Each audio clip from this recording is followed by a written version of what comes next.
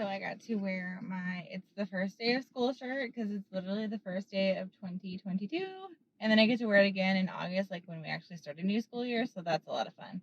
I'm going to be showing you our economy system and how my students earn money, store their money, and purchase things with their money throughout the school day. It's freezing, like 31 degrees, and there's a boar frost on the ground. And it's the perfect way to see my breath. Okay, I gotta start up my car.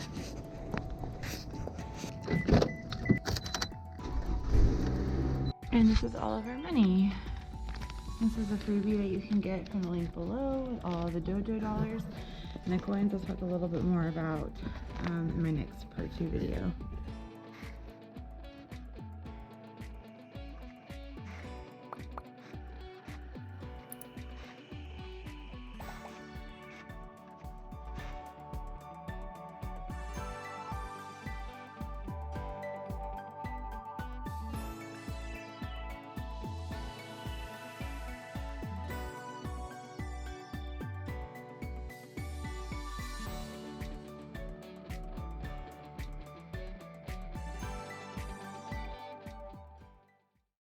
My kids can earn money a couple different ways. They get like $1 or $5 whenever they're answering questions and participating and doing a great job. We just kind of go around. It's kind of like a token system, so we give it intermittently throughout the day. You get $10 or $20 for doing like a little bit more activity that's a little bit out of the usual. They may do the cooking activity or play an extra game or be super helpful to a friend.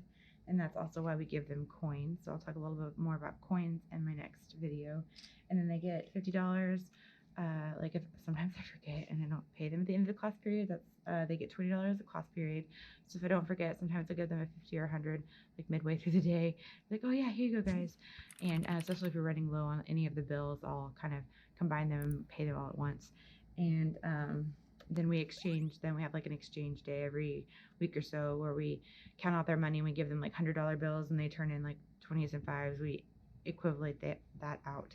We charge them for things. So like we always try to tell them to do something on their own first. And if they are really struggling, they can't find it, like they never put their scissors back where they're supposed to be. So they end up like under their pile of papers. And if that's something that is supposed to be their responsibility and we have to come help them do it, then we'll charge them like $5 or $10.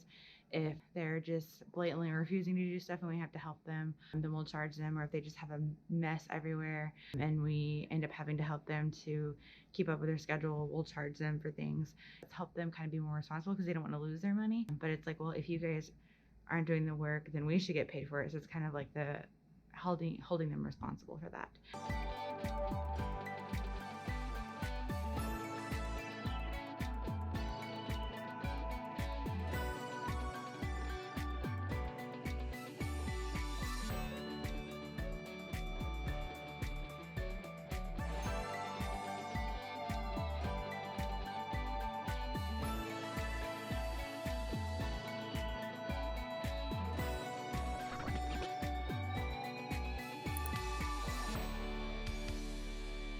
An easy way to access their money is to Velcro it.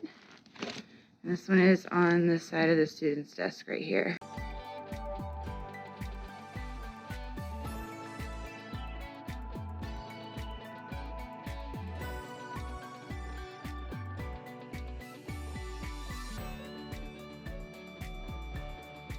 Then they can check out at the end of the day if they've had a decent day. If they have refusal to work or refusal to transition anywhere, then they typically don't get to check out. And yeah, that's kind of a bummer. There's also response cost, which is the applied behavior research strategy. And if they aren't listening and aren't behaving, then they can lose a coin, they can lose money. They also will donate their money to the class party. So once we get $1,500, we can have a class party. So like today we're having a wing party because they all like chicken wings and chicken nuggets. So we're doing that. They all donated and collected $1,500. So we're able to do that. So they all give back to each other as well. So it's very cool to see. But I hope this has been inspirational and you've gotten some new ideas for your classroom system. I have one student that is not on the system. Just use a 5-token system throughout the day.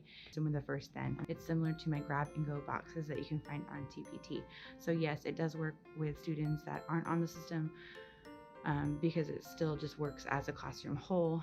And then like he's not interested in the class party or anything like that. He has his own motivators, his own schedule, his own routine that we kind of have off to the side, but integrates in when needed throughout the rest of the day. So if you're wondering how that works for students that aren't able to do it, then that's how we do that. Let me know if you have questions or comments or concerns in the comments below. That's a lot of anyways. If you don't know what board frost is, basically beautiful. You don't get to see it very often in Texas. I was recording and I realized I was making a time lapse and not a video.